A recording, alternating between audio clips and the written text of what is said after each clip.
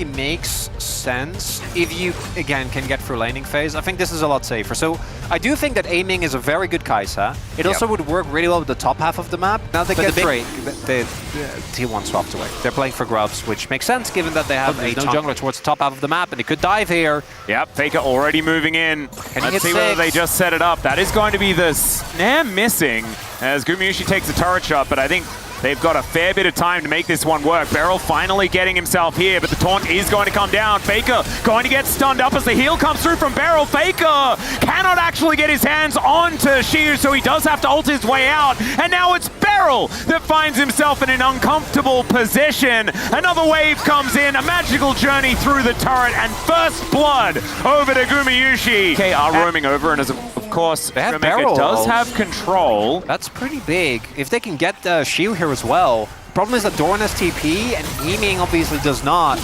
So I don't know if DK really want a hard committer and there, but they didn't know where the Pantheon was. So if Owner is still waiting and they try to go, they go again. Full journey, yeah. Carrier having to flash as he is still very, very squishy. Nope, this isn't the one either, and they have an early Drake, so they can afford to. But it does mean that regular for real. Okay, Doran's walking over. Yeah, there's a teleport for Shiu as well, as we have got vision on this. Carrier looking a little worse for wear, as Aiming as well taking a bit of damage. The flash taunt to come through as Showmaker flashes away from the Galio. Beryl gonna magically journey his way up and then comes back again. Kind of wishes that they were a two-way street, but unfortunately it's one way. And now DK wants to start it up, even because they invested a teleport, but they can't. I mean, I guess they There could. is an Ambassador up there, so like if they do just overload on top of Shiu though, then there's Beryl's in the area. They can take something down. So I think that makes it. So I guess we just trade. It's dangerous. I've got confirmation from Emily Rand, by the way, that she knows exactly what I was talking about. As Aiming now going to get caught out of position. The flash not going to quite work out, but the Tempered Fate, it certainly gets some work done. As now Aiming just gets sniped off. Sometimes you need your teammate to protect you, but Lucid was just getting out of there. And so Aiming now lying on the floor. And DK looking like they've had a bit of a jump scare. There is a fair bit of damage going on to this outer turret in the bottom lane. And now Gumayusi forced to flash out of the Cataclysm. But the Otacon is being taken, and T1, I don't know whether there's going to be a way to stop them. I actually thought that DK could have contested there, but they're going to go for the first turret instead. Just willing to give up the Otacon, not really rating it, I guess. The jump scare. There is a fair bit of damage going on to this outer turret in the bottom lane. And now Gumayusi forced to flash out of the Cataclysm. But the Otacon is being taken, and T1, I don't know whether there's going to be a way to stop them. I ended, right? And Guma ended up still being caught there by Lucid. As there we go. Start this fight. True Shot Barrage does come on down as Gumayusi will get knocked up. No flash, no chance. He's out of there. The Cosmic Binding also is guaranteed when he's inside a rocky circle.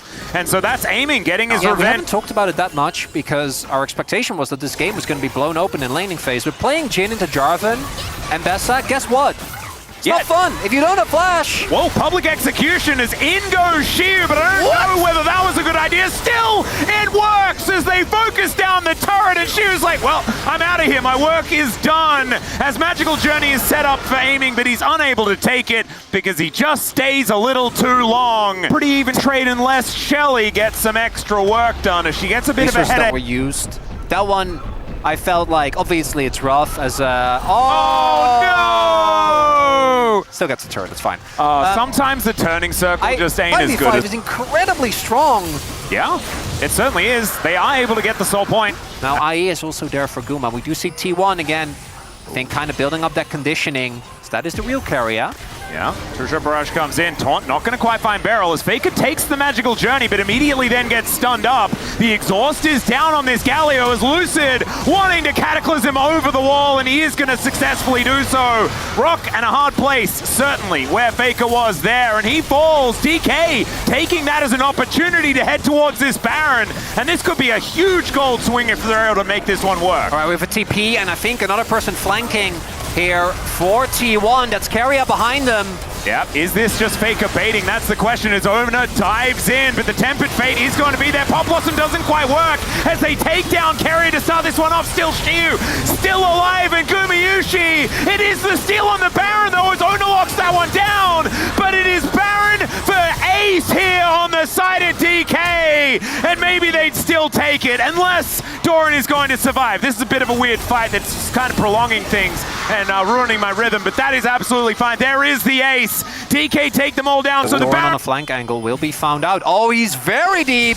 He certainly is. Let's see whether he's going to try and make this one work as the heroic entrance does come in from Faker. Doran buying a lot of space as there's a fight on the top side as well. Aiming does try and get himself away, but it's Owner that locks down the double. Shiu? And Shiu is now trying to do what he can. Finally deals with this Aatrox, but these health bars are going down lower and lower still. There is no answer for this Ambessa, who gets on top of Gumayushi and crushes him. It's another ace for DK. And at first it seems like the script holds strong. Smashing with the team. He's been fantastic.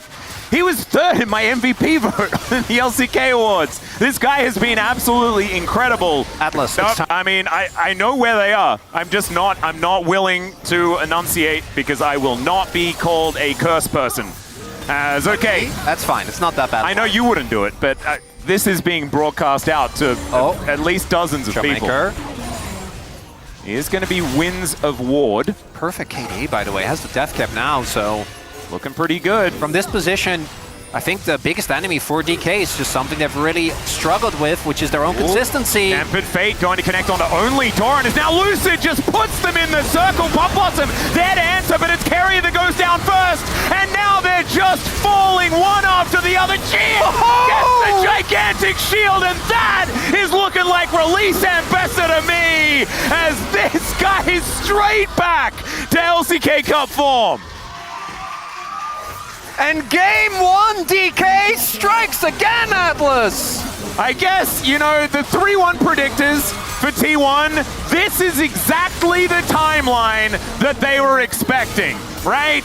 I even said it at the top of the day! Yep. Oh, what if? Yeah, no. What if, Atlas? And it's not even a what if for game one, because now the script states it's a 3-zip for T1. We just skipped the first one, but still...